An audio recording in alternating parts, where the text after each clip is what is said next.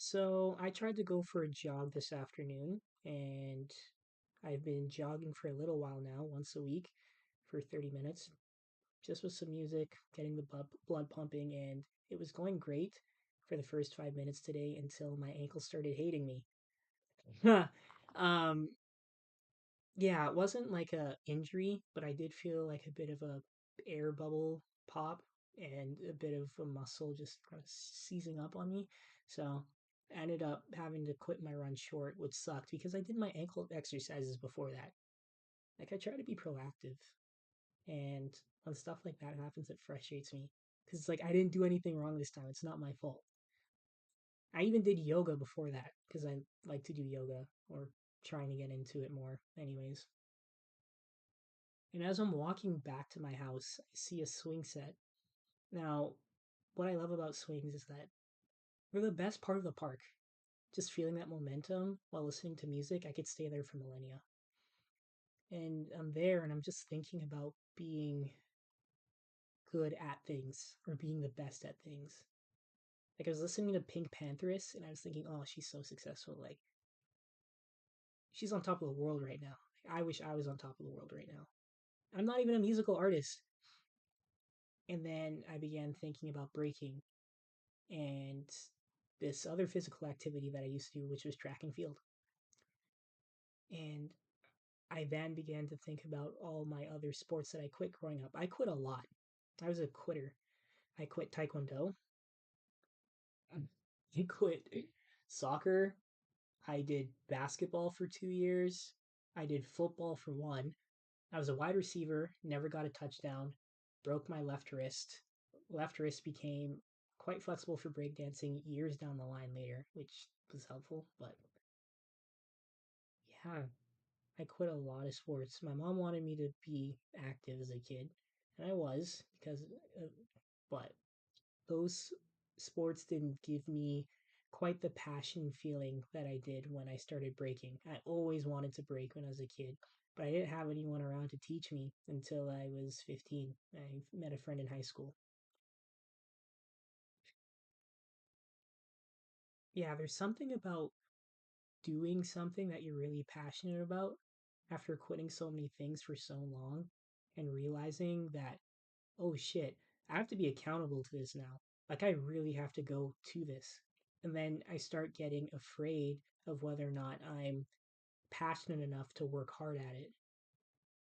Because breaking is obviously one of the most physically demanding things you could ever do.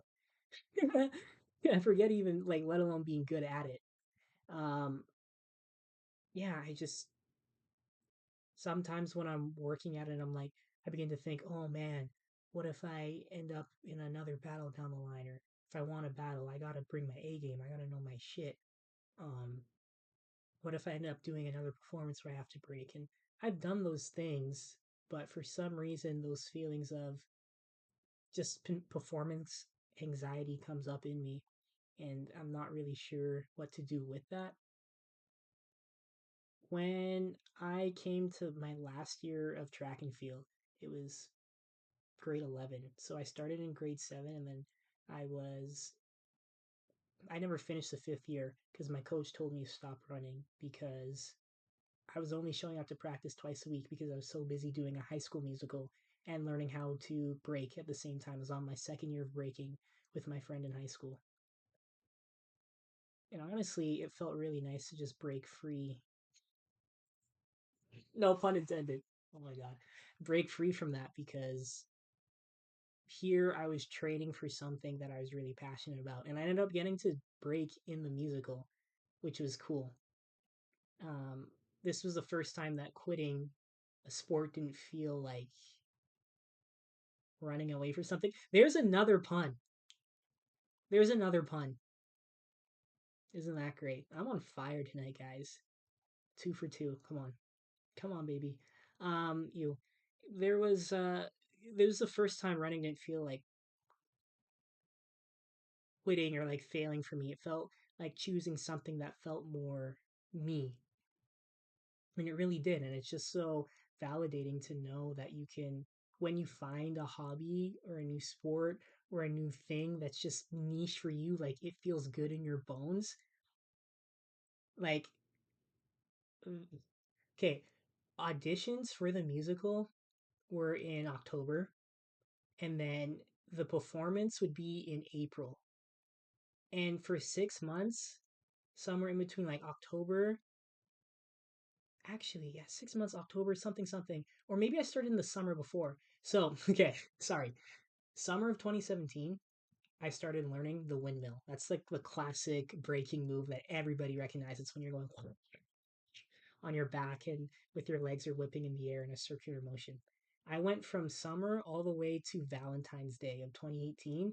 I finally got windmills, and it felt so good to work so hard at something that I was genuinely passionate about and to pull it off and get to perform it in the musical in April, a few months later.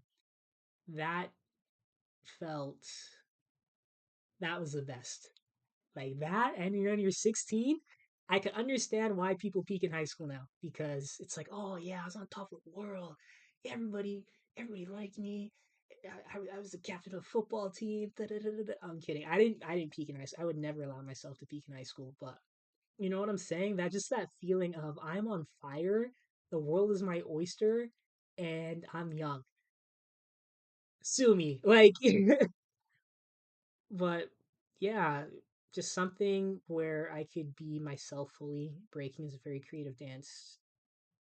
It requires a lot of energy. I'm a really energetic person when the time calls for it. It just felt right to do that. And all those other sports I quit, I didn't care because I was happy. I was like, okay, I found my physical activity. And the fact that I'm jogging on the side as well. And I used to be doing like 200-meter sprints back in high school. Crazy. But yeah, that kind of brings me to other things about needing to be the best because now it's, yeah, I want to be the best at something I care about. Meaning you can, that brings up insecurities of sucking, especially when you start out because it's new body mechanics. There's no muscle memory there. Um, no matter how athletic you are, it's a whole bunch of coordination on the floor. It was rough, and when I look back at footage, I'm like, oh man, yeesh. That's a casual dancer thing. It's like, oh man, it was so bad. And that was 9 years ago when I started. 9 years ago. It's easy to try for things that you don't care about. Me personally, I try to do a good job at everything that I try sometimes, and sometimes it can be frustrating when I don't get it right away. I think I did a lot of that in Taekwondo in the first grade. The memories are blurry because I was like 6, but yeah. But when it comes to trying something that you really care about, what if you're not good anymore? What if your body fails you? What if you don't get all the moves that you want to when you're old enough? When you get to a certain age? Because once it's past 25, you begin to deteriorate. Like you're basically almost 80. Like, I'm kidding. I hope you know I was kidding. I'm not ageist. I begin to think, what if I never get to the potential that I see my peers at? What if I never get to be on a world class level? Not everybody gets to do that. So I have to remember that gratitude has to come into play. I get to do this really hard thing with a fully able body, things like that. Um, but yeah, the fear of sucking, taking a risk, you got to do it anyways because if it makes you happy, if you can't stop thinking about it, I cannot stop thinking about breaking no matter what I do. It like I'm always writing down new ideas and moves and combos or dissecting someone's rounds on YouTube all the time. And when you can't stop thinking about something like that, I guess the risk the fear of sucking doesn't really matter because it's something that sets your heart on fire. I was afraid of that sounding cheesy, but it actually didn't. I'm okay with that. Cool. I think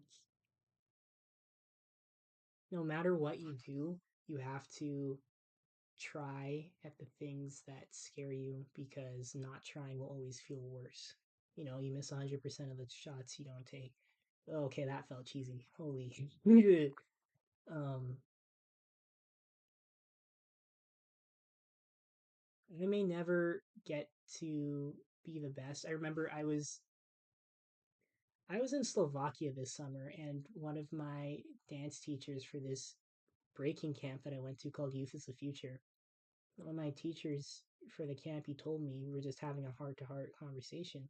He says, you may not ever get to the Mount Everest of breaking, but as long as you put your hard work into it, as long as you attack it with integrity, you'll get something out of it for sure.